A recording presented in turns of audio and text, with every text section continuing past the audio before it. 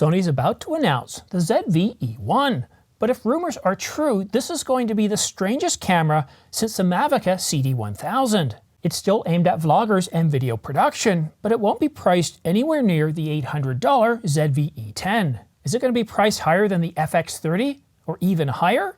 Details coming up, but first, please do me a favor. Follow me on Twitter, subscribe, share, choose all notifications, like, comment, and all that good stuff. It's greatly appreciated, means an awful lot to me, and it really does help this channel grow.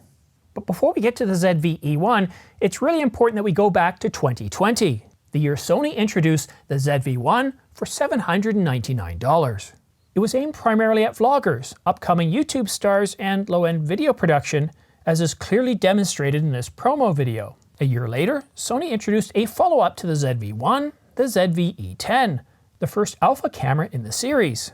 Oversample 4K 60 paired with Sony's autofocus made it a compelling camera for many, but something strange happened in 2022. Sony introduced the ZV-1F. While definitely cheaper at $498, it's a horrible camera with no redeeming features. I'm not kidding. You should avoid this camera like chocolate-flavored yogurt. For a camera that's designed to be easy to use, the contrast detect autofocus made video footage jumpy and useless.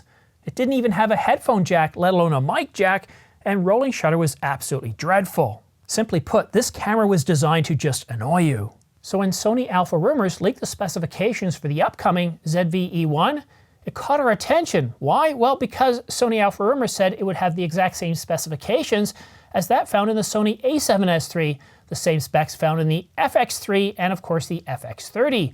That means 4K up to 120 frames per second, full sensor readout, no crop, S-Cinetone, S-Log2, S-Log3, and of course a 12 megapixel sensor that produced really good detail, second only to the Canon EOS R5, but only in those first, three modes, 8K oversample 4K at 24, 25, and 30 frames per second. In 50 and 60 frames per second, the Sony a7S III is clearly sharper. But at 50 and 60 frames per second, the Sony a7S III has more detail than the Canon EOS R5. And when it comes to shooting in 1080 or Full HD, the Sony a7S III provides oversample 1080, giving you more detail than, once again, the Canon EOS R5.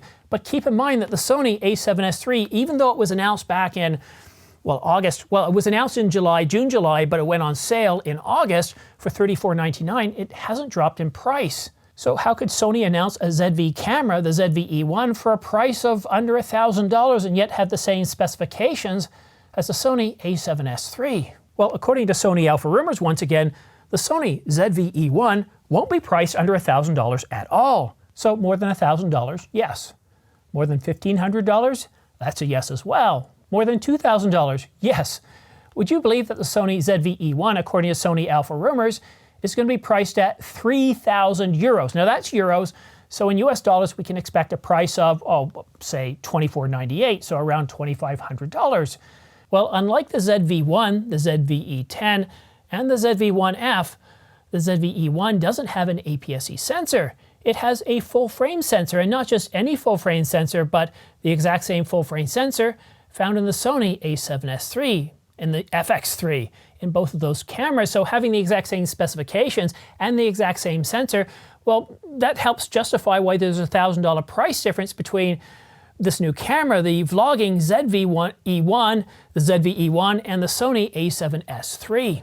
So you get to save $1,000 over the Sony a7S III with the exact same video specifications, and for what all intents and purposes looks like the exact same video capabilities and stills capabilities. But there is one problem. You lose the durability, or I should say the reliability, found in the Sony a7S III. According to Sony Alpha Rumours, the ZV-E1 overheats a lot at the moment.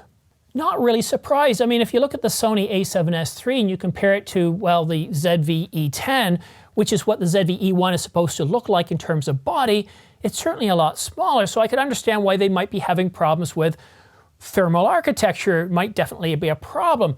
So if you can save $1,000 over the Sony a7S III, but they can't get this overheating fixed, and I know what you're thinking, Simon, they'll probably have a firmware update, and by the time this camera starts shipping, they'll have that overheating licked. Oh, ye of little memory, do you not remember many years ago, some 4 or 5 years ago, all the problems Sony had with recording 4K video with the overheating? And let's just go back to 2020. about a month before Sony unveiled, started shipping the a7S III, we had the Canon R5. And right up until that announcement, just a few weeks prior, there started to be rumors coming out about how this camera overheats, that it overheats terribly. And even one of their ambassadors, Peter McKinnon, says, yeah, it overheats sometimes, but you know, what do you expect? Well, I expect a camera not to overheat, not at this price point. So you know what happened next. We got the Canon EOS R5, and overheating was all you heard about this camera, not its stunning capabilities in terms of stills and video. And while Canon did finally lick that overheating issue, it took, well, about 10 firmware updates in about 2 years. And now with the Canon EOS R5, you can shoot 8K video at 24, 25, and 30 frames per second, unlimited. And that, again, 8K RAW, unlimited, without any overheating, with, of course, the exception of that 30-minute record limit. But that can be overcome with a Ninja 5 recorder or the Ninja 5 Plus. But back to the ZV-1. This camera kind of confuses me a little bit. As a video shooter, if I was looking at Sony's lineup right now, or forget Sony's lineup, if I was looking at the lineup of stills hybrid cameras and cinema cameras out there, I would definitely look at the Sony FX30 at $1,798 with the same video capabilities as the Sony a7S III and the video-centric FX3. It's a bargain, $1,798. And yes, I get it, low light performance isn't as good, and you lose about a stop of dynamic range, but other than that, it's a solid go-anywhere camera that's going to record without overheating, without any issues, unlike the ZV-E1. And the ZV-E1 costing some $700 more, that's the price premium you're getting for a full-frame sensor. If there's nothing else better in this camera, and yes, I know we're supposed to be getting more AI features and that the autofocus system is better than that of the Sony a7R5, but if, like, going back to my original premise, which camera would I be looking at? Well, the FX30, and then outside of that, if I wanted to spend more, I'd definitely buy the Canon EOS R5 again because, well, at $3,800, unlimited 8K RAW recording at 470 megabits at 24, 25, and 30 frames per second with incredible detail, it's a no-brainer. It's just, but, you know, for those that don't need 8K video, well, then something like the FX30 is an incredible deal, and I think it's a solid camera.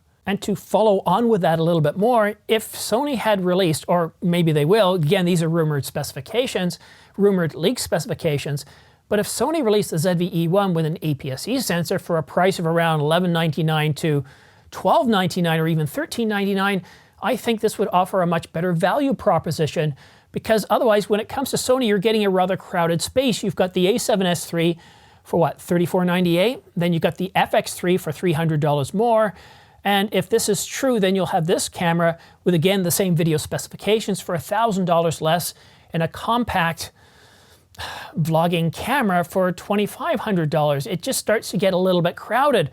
But coming at around $1199 or $1299 with an APS-C sensor, the same sensor found in the FX30, and I think you have, well, a much better value proposition. But we'll know very shortly. We're going to have an announcement on March the 29th at 10 a.m. Eastern Daylight Time. That's 10 a.m. New York or Toronto time, or 2200 hours Japanese local time. So we'll know then whether these leaked specifications are true or not, whether the price is true.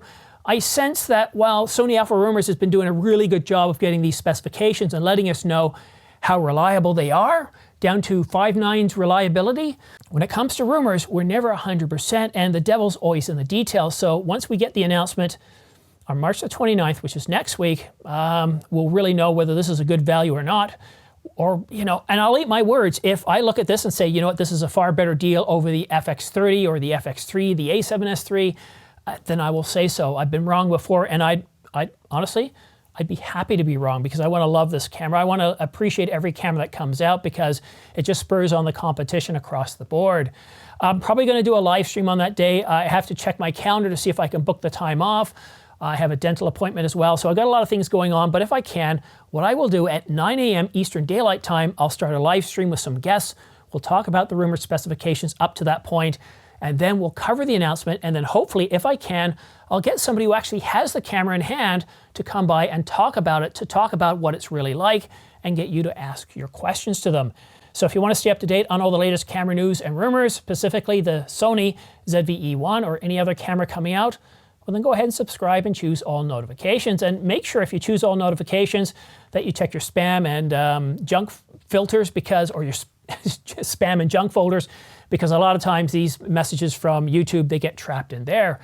And if you want to stay up to date on all the minor news and rumors, well then go ahead and follow me on Twitter using this link down below, because, well, there are a lot of news stories that come out on a daily basis regarding lenses, sensors, and all sorts of other stuff that really aren't that big enough to warrant their own video. So if you follow me on Ordinary Filmmaker, Twitter, or OFilmmaker, then you'll be able to stay up to date on all the minor news and rumors.